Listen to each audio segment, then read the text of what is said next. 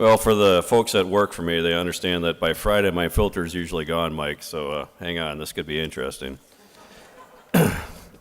You know, during Mike's opening comments, I was quite pleased to hear that he pays attention to our product, but then I was going through the buffet line, Mike, and there's not that much product up there from us, so we'll need to talk about that. So, anyway, here we go. You had your free breakfast, now you have to pay for it by listening to me for a few minutes. So, recently my kids, who of course are loving teenagers, and I were talking about Halloween costumes, and they kindly suggested to me that given my age, that I should dress up as a dinosaur. They were, they're really sweet kids, actually. But as I started to think about it, sometimes I do feel like a dinosaur because in my basic makeup, I'm a manufacturing guy. I'm a guy who spent his life in businesses that make stuff. I actually like it. And some days, this can seem like a rare and disappearing species in this world where everybody talks about virtual things, and if you listen to the current presidential campaign, it would almost sound like nobody in the United States makes anything anymore. However, if I am this dinosaur, I actually live and work in a community that I would say dinosaurs still proudly and strongly roam, because we are a community that features strong, globally competitive businesses that employ skilled employees whose jobs are vastly different from the jobs they used to have in manufacturing not just 10 or 15 years ago. So let's talk about that community that we all live and work in. A few fun facts. Data points are a couple of years old, but they're still valid. So look at the state of Wisconsin. Wisconsin is the second highest state in terms of manufacturing jobs as a percentage of total employment, about 16.3%. So 1 out of 8, 1 out of 9 jobs. As a reference point, the District of Columbia, that ratio is 0.1%, but then again, we know nothing gets produced there. Wisconsin ranks 8th in terms of total manufacturing employment. A little bit closer to home, the 6th Congressional District, where most of us live and work, ranks 3rd in the entire country in terms of manufacturing employment as a percentage of total employment. About 22.6%, almost 23%. So roughly 1 out of 4 folks in the 6th Congressional District earn their living in manufacturing. So if I'm a dinosaur, I got a lot of company. And a little bit closer to home, Sheboygan County unemployment rate stands near or at pre-recession levels. So we have a vibrant manufacturing community where we live. We are manufacturing.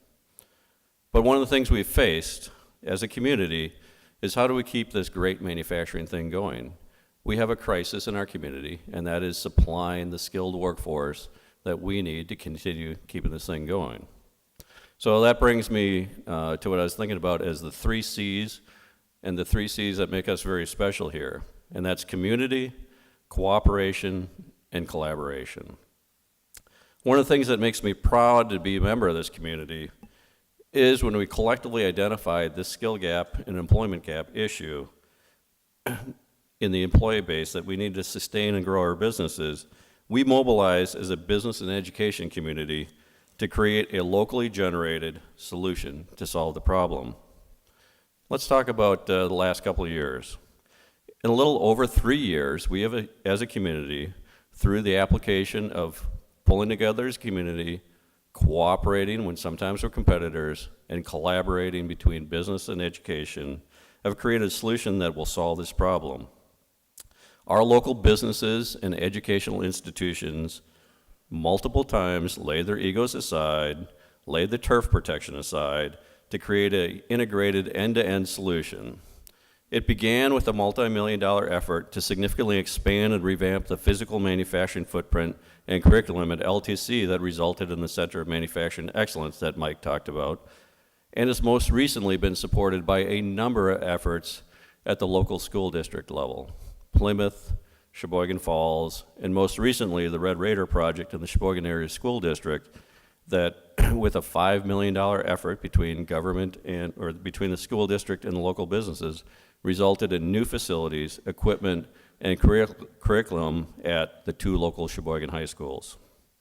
As impressive as the dollar amounts to support these efforts may have been, what is more impressive to me was the commitment of time of highly qualified talent of the people in these businesses and our educational institutions to create the solution where the needs of the student and the businesses were supported by a cooperatively and collaboratively developed curriculum and equipment selection that maximized the return on the community investment, which was significant, and minimized waste and duplication. That is a pretty rare thing these days, that everybody gets together, figures out the best solution, and actually does it efficiently in a joint government institution and business solution application. We should all be very proud of that. So we have now in our community created an integrated path from high school and college to allow our students and community members to attain good paying jobs at many different skill levels that will allow them to support themselves and their families. Again, a rare accomplishment that indeed will benefit our future employees, our businesses, and the community that we live and work in. We should all take pride in our manufacturing heritage and our local ability to put our heads together and to ensure this manufacturing future. We've created a solution for the future. We should continue to create solutions that help our manufacturing footprint in this area and be proud of the rare and special thing we have in this community.